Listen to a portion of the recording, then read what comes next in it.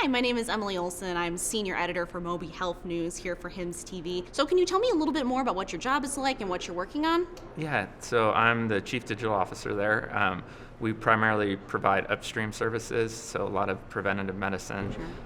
We provide fitness delivery, health coaching, and some cognitive remediation. Gotcha. So have you found during the pandemic, how has that changed your business? Has that affected you guys? So it's affected you a lot.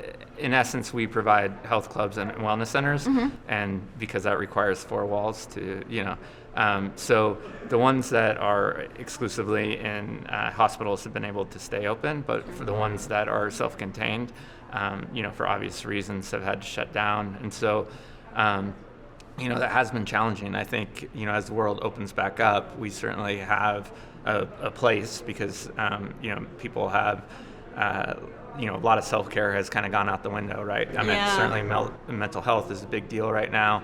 And then just, trying to get active and get, pro-social behavior and all the things that kind of happen in those sort of community environments rather than, something that might be a little less personal if you're doing it virtual. So you mentioned that you have some locations within the hospital. Like, what do those specifically do to interact with patients? Do they kind of send people there as they need them, or maybe keep patients who are in the hospital kind of engaged in that way? Yeah, that's where things have gotten really exciting. And I think part of the reason I'm part of the HIMSS Changemaker program is that, with the evolution of health technology, we've really been able to expand the continuum of care. So all of the services that you just described, where it used to be on very analog type equipment where there wasn't, too much interaction with the providers.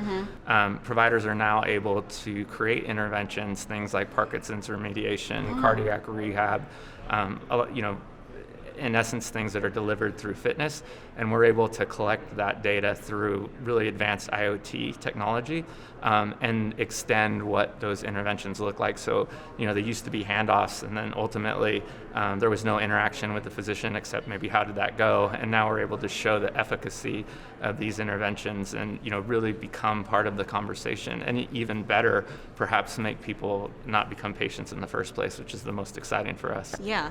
So you kind of noticed that, like, before with these analog solutions, people maybe just didn't do things correctly, or maybe they didn't know, or maybe they just didn't want to do them. Do you find that with the sort of Internet of Things connectivity, people feel more responsible for taking it on, or do they feel like it's easier to understand with their doctor what they need to do? Yeah, and so it has all sorts of positive upside, right? So as you mentioned, one of the barriers before, especially for someone that might not necessarily feel comfortable in a health club, is they would get there and there would be, this cognitive dissonance about how do I use these machines. Right, and now, I know that. But now we're able to, do proper onboarding so that the facilitation is generally, there's some sort of concierge model so that, people feel that warm touch, but that ultimately these machines also now lead people through exercise. So if something isn't working, that it will coach them through the process rather than someone just fumbling around and ultimately perhaps, not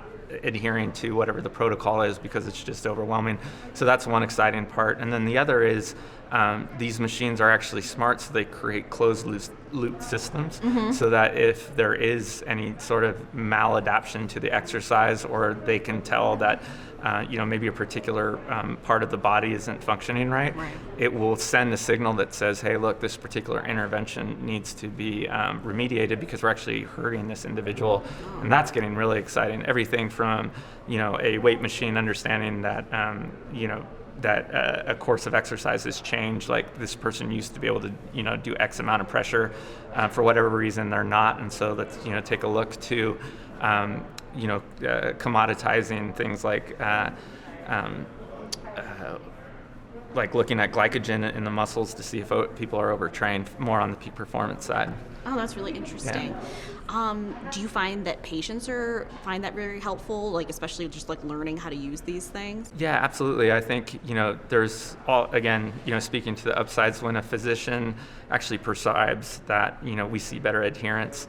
Oftentimes they make, the best members if we're looking at it as sort of outside of the realm of traditional care, because if some sort of event has happened, again, a cardiac event, or, for me personally, I got a hip replacement, these things things are intrinsic motivation to keep yourself healthy. So if we can catch someone right at that time where they're highly motivated, then you can create a habit. Unlike, we also play in the workplace wellness space, and through the Affordable Care Act, there are all these sort of levers that act more as sticks than carrots, to get people to exercise.